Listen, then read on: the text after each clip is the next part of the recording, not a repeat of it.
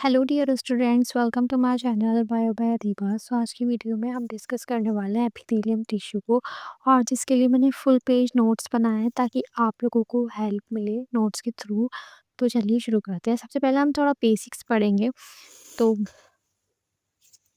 All living organisms are made up of a cell. जितने भी living organisms हैं वो सारे ही सेल के बने होते हैं, और हमारी बॉडी में बेसिक स्ट्रक्चर सेल का होता है, और मिलियन ऑफ ट्रिलियंस टाइप की हमारी बॉडी में सेल्स होती हैं। सेल आगे जाके टिश्यू बनाती हैं, और टिश्यू से ही आगे जाके ऑर्गन बनता है, और ऑर्गन से ही आगे जाके ऑर्गन सिस्टम बनता है। तो आई होप कि आपको थोड़ा बहुत आइडिया मिला हो।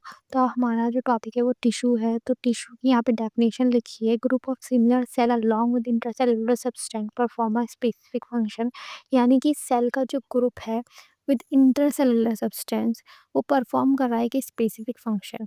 यहाँ पे डायग्राम भी आपको साइड में दे रखा है, जिसमें बहुत सारी सिमिलर सेल्स बना रखी हैं। ये जो सेल हैं ये जितनी भी हैं, और इनके बीच में जो है वो इंटरसेलुलर सब्सटेंस है। इस डायग्राम को आप देखेंगे तो थोड़ा बहुत आपको टिश्यू की जो डेफिनेशन है वो क्लियर होगी। यानी कि सेल का जो ग्रुप है साथ में इंटरसेलुलर सब्सटेंस है और परफॉर्म कर रहा है कि स्पेसिफिक फंक्शन। बेसिकली इसका टिश्यू के डेफिनेशन का मीन्स ये है। तो एपिथेलियम टिश्यू का टॉपिक है, तो टिश्यू को समझना ज़्यादा ज़रूरी है हमारा। और आप देखेंगे टिश्यू आगे जाके ऑर्गन बनाती है, ऑर्गन जैसे कि लीवर, हार्ट, और ऑर्गन से ही आगे जाके फिर ऑर्गन सिस्टम बन रहा है। यानी कि 1 या 2, मतलब 1 से ज़्यादा ऑर्गन आपस में मिलकर एक सिस्टम बना रहे हैं, जैसे कि डाइजेस्टिव सिस्टम या रेस्पिरेटरी। अगर 1 से ज़्यादा ऑर्गन प्रेज़ेंट है तो वो ऑर्गन सिस्टम ही बना रहे हैं। तो देखिए आप, ऑर्गन जैसे लीवर, हार्ट या लंग्स, ये सब क्या हैं? ये ऑर्गन्स हैं। और ऑर्गन सिस्टम यही आपस में अगर मिल जाएँ तो ये ऑर्गन सिस्टम बन जाएगा। जैसे स्टोमक है, और इंटेस्टाइन, पैनक्रियाज़, ये सब मिलकर डाइजेस्टिव सिस्टम बनाते हैं। तो आप सेल से टिश्यू बने, और टिश्यू से ऑर्गन, और ऑर्गन सिस्टम। तो अब हम चलते हैं जर्म लेयर पे। तो जर्म लेयर जो है वो 3 टाइप्स की होती है, जैसे कि एक्टोडर्म, मेसोडर्म, एंडोडर्म। पहली जो लेयर होती है वो एक्टोडर्म की होती है, बीच वाली मेसोडर्म की, और जो थर्ड वाली होती है वो एंडोडर्म की होती है। 4 टाइप्स की टिश्यू होती है, epithelial tissue, connective tissue, muscular tissue और न्यूरल टिश्यू। इन चारों ही टिश्यू में ये जर्म लेयर प्रेजेंट ही होंगी, और ये जब एम्ब्रियो डेवलप होता है तो ये जो तीनों लेयर्स होती हैं वो दिखाई देती हैं। और इन्हीं जो जर्म लेयर्स है उस बॉडी के सब ऑर्गनल टिश्यू बनते हैं। एपिथेलियल टिश्यू हमारा टॉपिक है, तो उसमें ये तीनों ही जर्म लेयर प्रेजेंट होंगी, मतलब तीनों ही जर्म लेयर से एपिथेलियल टिश्यू बनी है। तो चलिए शुरू करते हैं अपना टिश्यू, एपिथेलियल टिश्यू। और हमने थोड़े बेसिक्स पढ़े थे अब तक। सेल्स आर कम्पैक्टली पैक्ड, यानी कि सेल जो है एपिथेलियल टिश्यू में बहुत पास पास रहती है। Protection layer that work like a cover और लाइनिंग। इनका जो वर्क होता है ये प्रोटेक्शन लेयर की तरह काम करते हैं, और इनका वर्क क्या होता है? कवरिंग और लाइनिंग। और ये एवेस्कुलर हैं, यानी कि इनमें ब्लड वेसल्स ही नहीं होते। लिटिल इंट्रासेलुलर मैट्रिक्स है, जैसे कि मैंने बताया कि सेल पास पास में है, तो इनका इंट्रासेलुलर मैट्रिक्स बहुत ज़्यादा कम है। हाई रीजनरेशन कैपेसिटी है, यानी कि ये रीजनरेट कर सकती हैं। अब चलते हैं अपने इस डायग्राम पे। ये एपिथेलियल टिश्यू का डायग्राम है। आप ऊपर देख रहे होंगे एपिथेलियल टिश्यू है, जिसमें न्यूक्लियस है बीच बीच में प्रेजेंट है, और बेसमेंट मेम्ब्रेन भी अटैच रहती है।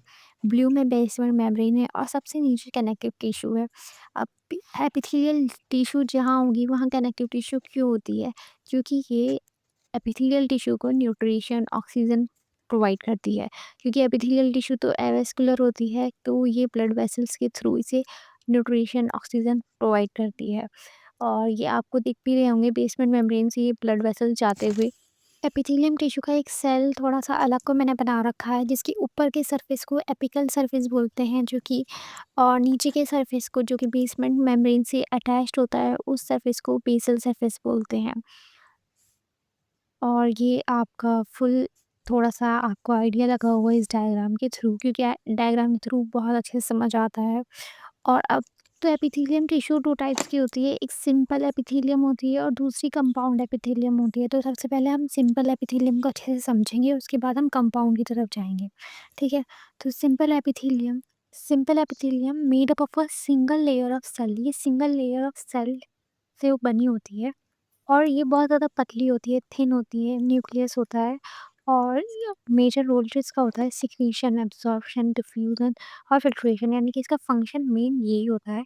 सिक्रीशन का मीन्स होता है कि कोई भी जैसे कि पतली सिंगल लेयर होती है, तो कोई भी सेल कोई चीज़ बनाती है और उसे उस सरफेस पर छोड़ देती है, यानी कि सिक्रीट करती है। एब्जॉर्ब एब्जॉर्प्शन का मतलब होता है कि कोई भी, जैसे कि एक स्पॉन्ज है, वो अपने अंदर पानी को सोख लेता है, अपने अंदर पानी को ले लेता है, एब्जॉर्ब कर लेता है। डिफ्यूजन का मीन्स है कि कोई पार्टिकल मूव कर रहा है एक जगह से दूसरी जगह। डिफ्यूजन एक पैसिव मूवमेंट है। Diffusion is a passive movement of molecule from high to low concentration. अब हम बात करते हैं फिल्ट्रेशन की।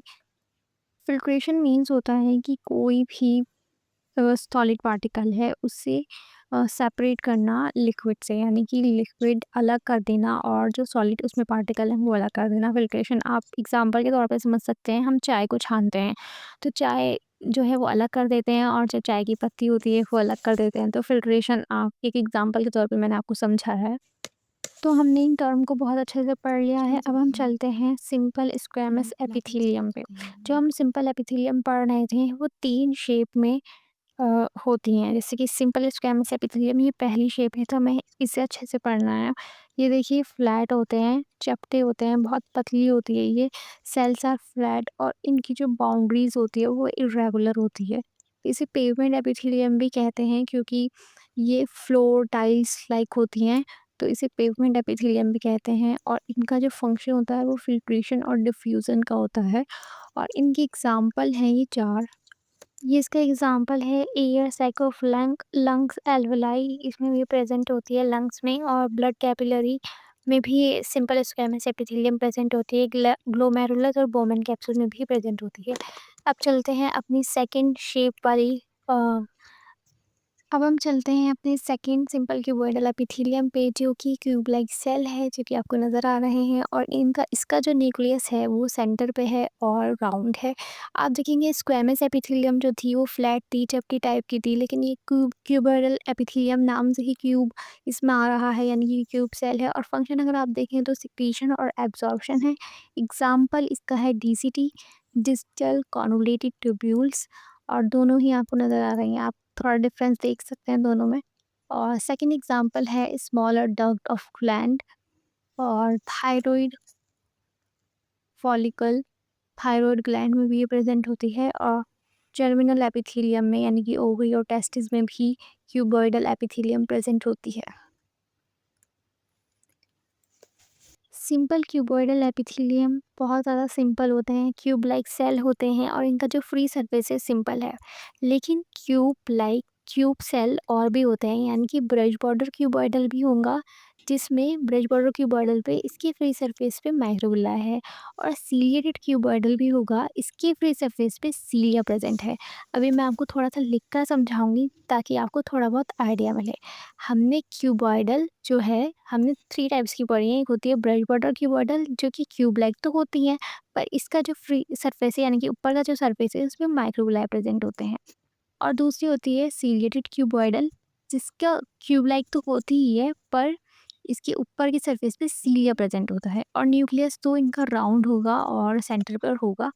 और एक होती है सिंपल, इसके फ्री सरफेस पे कुछ भी नहीं है। ये 3 तरीके की क्यूबॉइडल अब तक हमने देख ली है। और अब हम पढ़ेंगे ब्रश बॉर्डर क्यूबॉइडल। तो फ्री सरफेस पे माइक्रोविलाई है, free surface has microvilli. Function इसका देखेंगे तो सिक्रीशन और एब्सॉर्प्शन इसका फंक्शन है। और एग्जाम्पल पीसीटी है, प्रॉक्सिमल कॉन्वोलेटेड ट्यूब्यूल। आप देखेंगे सिंपल क्यूबॉइडल का डीसीटी था और इसका ब्रश बॉर्डर का पीसीटी है। तो आप अच्छे से याद कर लीजिए, एग्जाम्पल तो याद करने पड़ेंगे ही। और अब हम चलते हैं सीलिएटेड क्यूबॉइडल पर। और यहाँ पर क्यूब लाइक सेल हैं और इसकी फ्री सरफेस पे सीलिया है। और गलती से यहाँ पर मैं न्यूक्लियस बनाना भूल गई थी, तो यहाँ पे मैं बना लेती हूँ न्यूक्लियस। और इसके फ्री सरफेस पे सीलिया है और सीलिया का जो फंक्शन होता है वो मूवमेंट कराना होता है एक स्पेसिफिक डायरेक्शन पे। और इसका एग्जांपल है स्मॉल ब्रोंक्यूल्स में सीलिएटेड क्यूबॉइडल प्रेजेंट होते हैं, वो मूवमेंट कराने में हेल्प करते हैं। अब हम चलते हैं सिंपल कॉलमनार एपिथेलियम पे। और ये टॉल होती हैं, पतली होती हैं, सिलेंडर होती हैं, लंबी होती हैं और इसका जो न्यूक्लियस है वो ओवल होता है, ओवल शेप का और बेस पर प्रेज़ेंट होता है। इसके फ्री सरफेस पे तो कोई मॉडिफ़िकेशन नहीं होती सिंपल कोलुमनार एपिथेलियम के। और इसका जो फंक्शन होता है अ, सिक्रीशन और एब्ज़ॉर्प्शन का इसका फंक्शन होता है। और एग्ज़ाम्पल अगर हम देखें तो जीआई ट्रैक और स्टमक 2 एग्ज़ाम्पल हैं इसके। जैसे कि हमने क्यूबॉइडल में पढ़ा था कि ब्रश बॉर्डर होती है और सीलिएटेड होती है, ऐसे ही सिंपल कोलमनार एपिथेलियम में भी ब्रश बॉर्डर कोलमनार होती है और सीलिएटेड कोलमनार होती है। तो ब्रश बॉर्डर कोलमनार आपको दिख रही है कि लंबी है, लंबी इसकी एक पहचान है। क्यूबॉइडल में क्यूब लाइक है और कोलमनार में लंबी सेल होती है और ओवल शेप का और बेस पर मौजूद होता है न्यूक्लियस। यहाँ पे माइक्रोविलाय ब्रश बॉर्डर पे आप देख रहे हैं और इसका फंक्शन है सिक्रीशन और एब्जॉर्प्शन। इसका फंक्शन सिक्रीशन और एब्जॉर्प्शन है। और एग्जांपल अगर हम देखें तो स्मॉल इंटेस्टाइन में प्रेजेंट होते हैं ब्रश बॉर्डर कॉलमनार और जीआई ट्रैक।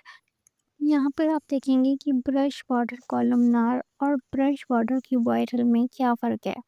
मतलब क्यूब लाइक है और यहाँ पे टॉल है और इनका फंक्शन सेम है, सिक्रीशन और एब्जॉर्प्शन। दोनों जगह आप देखेंगे इधर सिक्रीशन एब्जॉर्प्शन, इधर सिक्रीशन और एब्जॉर्प्शन है। और एग्जाम्पल थोड़ा अलग है, एग्जाम्पल हमें याद करने पड़ेंगे। कॉलमनार के एग्जाम्पल क्या है, स्मॉल इंटेस्टाइन और जीआई ट्रैक। और ब्रश बॉर्डर क्यूबॉइडल का पीसीटी है, प्रॉक्सिमल कॉन्वोल्यूटेड ट्यूब्यूल। तो ये इनमें थोड़ा डिफरेंस है। और ब्रश वाटर कॉलमनार की तो एक अलग ही पहचान है कि लंबी होती है और न्यूक्लियस जो है वो बेस की तरफ होता है, ओवल शेप होता है, इसमें राउंड होता है, सेंटर पे होता है। और अब चलते हैं सीलेटेड कॉलमनार पढ़ने। अब हम पढ़ते हैं सीलेटेड कॉलमनार। सीलेटेड कॉलमनार भी लंबी होती हैं, पतली होती हैं और इनका जो न्यूक्लियस है वो ओवल शेप का होता है और सेंटर पे नहीं होता है बल्कि बेस नीचे की तरफ होता है, बेस की तरफ। और सीलियफ तो प्रेजेंट होता है ये। और इसका एग्जांपल यहाँ पर जगह नहीं थी तो मैंने इसका एग्जांपल उस साइड लिखा हुआ था। तो इसका एग्जांपल है फेलोपियन ट्यूब और लार्ज ब्रोंक्यूल्स इसका एग्जांपल है। अब तक हमने क्या पढ़ लिया? अब तक हमने थोड़ा एपिथेलियम के बारे में पढ़ा। उसके बाद हमने देखा कि सिंपल एपिथेलियम होती है और कंपाउंड एपिथेलियम होती है। तो सिंपल एपिथेलियम में हमने टी शेप पढ़ी है, स्क्वैमस यानी कि चपटी टाइल्स लाइक होती है, क्यूबॉइडल क्यूब लाइक होती है और कॉलमनार लंबी होती है, पतली होती है। और क्यूबॉइडल और कॉलमनार में हमने दोनों देखी है, ब्रश बॉर्डर और सीलिएटेड, ब्रश बॉर्डर और सीलिएटेड। और अब हम चलते हैं ग्लैंडुलर एपिथेलियम पे, जो एक स्पेशल टाइप की एपिथेलियम होती है जिसका वर्क सिक्रीशन होता है, इसका मेन काम ही सिक्रीशन होता है। तो ये सिक्रीशन किस तरीके से करती है वो हमें देखना है। यूनिसेलुलर ग्लैंड का मतलब है कि यूनि सिंगल और सेलुलर मीन्स सेल। एक सिंगल सेल अगर सिक्रीट कर रहा है तो यानी कि यूनिसेलुलर ग्लैंड है। और इसका एग्जांपल है गॉबलेट सेल। और ये जो आप सेल देख रहे हैं ये कॉलमनार है और brush border columnar epithelial cell है। और आप देखेंगे मल्टीसेलुलर में बहुत सारे यानी कि मैनी सेल, मल्टीसेलुलर का मीन्स ही मैनी सेल है। तो ये बहुत सारे सेल मिलकर अगर सिक्रीट कर रहे हैं वो मल्टीसेलुलर ग्लैंड है। एग्जांपल है सलाइवरी, स्वेट और पिट्यूटरी ग्लैंड। और एग्जांपल याद करना ज़रूरी है क्योंकि इन सारे एग्जांपल में ये मिलती ही है। यूनिसेलुलर ग्लैंड होगी और मल्टीसेलुलर ग्लैंड सिक्रीट कर रही होंगी। ग्लैंड्स जो होती हैं वो किस तरीके से सिक्रीट करती हैं तो वो हमें देखना है। एक्सोक्राइन ग्लैंड का मीन्स होता है कि जो ग्लैंड्स है वो सिक्रीशन रिलीज करती है डक्ट के थ्रू। जैसे कि एक डायग्राम में बना रखा है कि ग्लैंड है और ग्लैंड डक्ट के थ्रू सिक्रीट कर रही है। और एग्जांपल अगर हम देखें तो mucus, milk, sweat, saliva glands, ये सारी इन ग्लैंड्स हैं, ये एक्सोक्राइन ग्लैंड होती हैं और ये डक्ट के थ्रू सिक्रीट करती हैं, रिलीज करती है अपनी सिक्रीशन को। अब होती है एंडोक्राइन ग्लैंड जो कि डक के एंडोक्राइन ग्लैंड ऐसी ग्लैंड होती हैं जो डकलेस ग्लैंड होती हैं, यानी कि वो ग्लैंड जो सिक्रीशन करती हैं विदाउट डक्ट करती हैं। सेल एक्स्ट्रा सेलुलर सब्सटेंस में ही सिक्रीट कर देती है जो कि ब्लड वेसल्स के थ्रू सिक्रीशन चली जाती है। जैसे कि pituitary gland, thyroid gland, parathyroid gland, ये सारी जो ग्लैंड्स होती हैं वो डकलेस ग्लैंड होती हैं।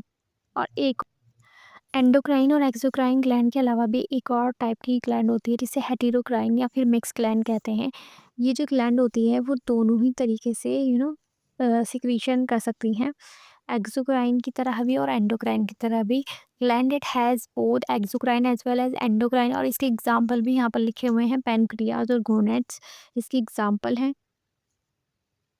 और अब हम चलते हैं अपनी कंपाउंड एपिथेलियम की तरफ। जैसे कि मैंने आपको बताया था कि एपिथेलियम 2 टाइप्स की होती है, सिंपल एपिथेलियम और कंपाउंड एपिथेलियम।